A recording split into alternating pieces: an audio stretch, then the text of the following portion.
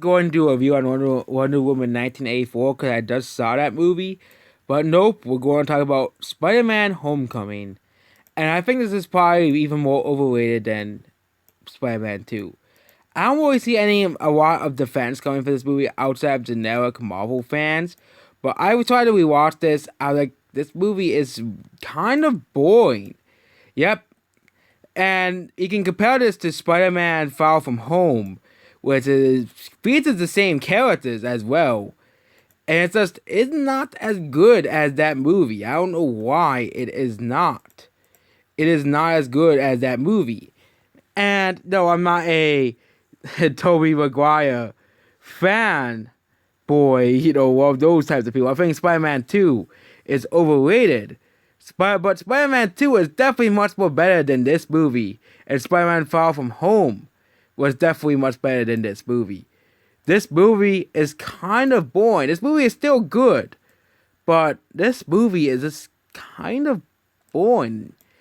And there are those types of movies that just don't age well to you. This is that type of movie. I rewatched a lot of movies recently.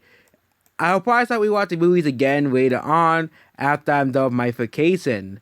Then going to the place. I'm not gonna tell you guys because even though nobody knows what I look like anyway, so why does it really matter what I tell them? But there'll be people looking for me or something stupid like that. Trying to find me, which will never happen. But this movie was not as great as I remembered it. There are lots of other movies that are like that. Okay, most of those are just bad movies that I liked at first, but then once I grew out of them, they actually were like, yeah, they're bad. For example, Walking of Dinosaurs 3D is one such example. I thought the movie was really funny at first, but then the more times I watched it, like, what the hell is this garbage? I don't want to watch this anymore. This is just trying to hurt my head, and as an insult to Walking of Dinosaurs as well, the documentary, which is definitely much more better than this version.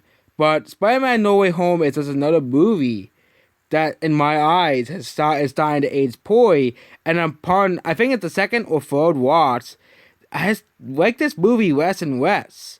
It is one of those rare movies where I like less and less. There are, of course, lots of movies I saw a second time that I either liked more or I liked about the same. For example, I saw Alita Battle Angel like around 15 to 16 times now. I still like this movie the same as the first time I watched it.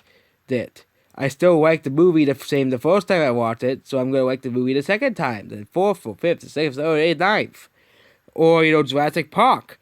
That movie will always be a timeless classic. Okay, but this movie is not really a classic. I don't think it's gonna ever go below my list of worst Marvel movies with Ant-Man and the Wasp and Captain Marvel, okay, and Iron Man 2 and For the Dark World and The Incredible Hulk, because Marvel has made some bad movies in the past. They're not perfect, which is shocking from that one guy who called me a Marvel fanboy, because I said The Incredibles is not that great. It's the same guy who literally had a Spider-Man Miles Morales profile pic, but he says he doesn't like Marvel, which is just absolutely hilarious because he doesn't know, but Spider-Man is fucking Marvel. Okay? But definitely is nowhere near the best Spider-Man movie. And I find this movie is a very boring Spider-Man movie. I think he's the most boring Spider-Man out there. I've not seen the Web Spider-Man movies, but I heard those were pretty awful as well. So, yeah. And the score, I think, on IMDb kind of reflects this. We compare this to, like, I'm just going to pull up Spider-Man 2 or Spider-Man Far From Home. But Spider-Man Far From Home has the same score. Yeah, Spider-Man 2, actually, Spider-Man 2 has the same score. I thought it would be higher, given the fanboyism for this movie. But Spider-Man Far From Home, I believe, has the highest score. Yeah, 7.5 compared to Spider-Man Homecoming 7.4. So yeah, Spider-Man Homecoming, I think, was the second time I watched it was kind of a disappointment. The humor didn't really land as much as the first time. I find it weird that Spider-Man isn't allowed to fight crime just because he's a kid.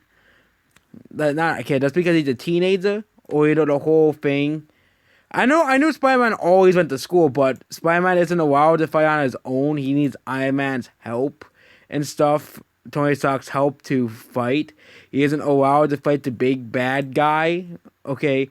There's also that I also know that I did not watch the remaining parts of the movie because I just got bored watching it. It just got bored watching it. I know the rest of the part of the movie, so you don't have to tell me what the part of the movie is.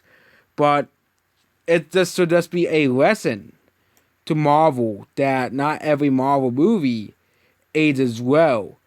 And this is gonna be pretty bad for the newer Marvel movies, aka movies like The Eternals, aka movies like Shang-Chi, aka movies like that. The Eternals is not gonna age well at all. It's gonna age abysmally, age like milk.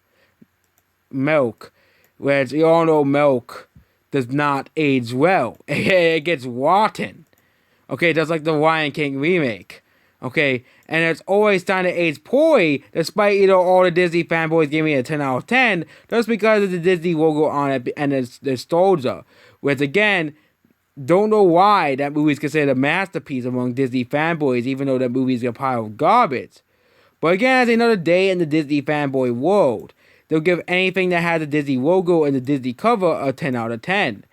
No questions asked. You're not supposed to question it because it's Disney and Disney can do nothing wrong according to the Disney fans, the Disney fanboys, basically, which is absolutely ridiculous that these people are like that.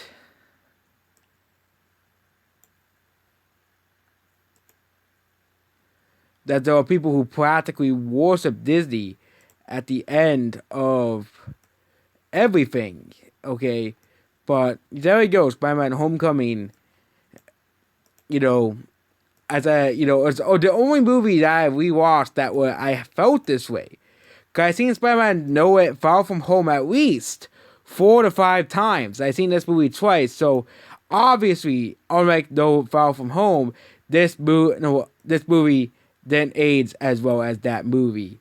So you get some people gonna hate me on the comments, but come on, guys. Okay, come on, guys. Do we really have to do that? But yep, this is just another example of a movie aging not that well. And yeah, I also took it off my best films of all time, and something in that list as well. And of course, I add new movies to that list to keep it fresh because I had seen a lot of actual good films since that day. But Spider-Man: Homecoming is definitely not one of them anymore. So that's basically it about this video. Goodbye.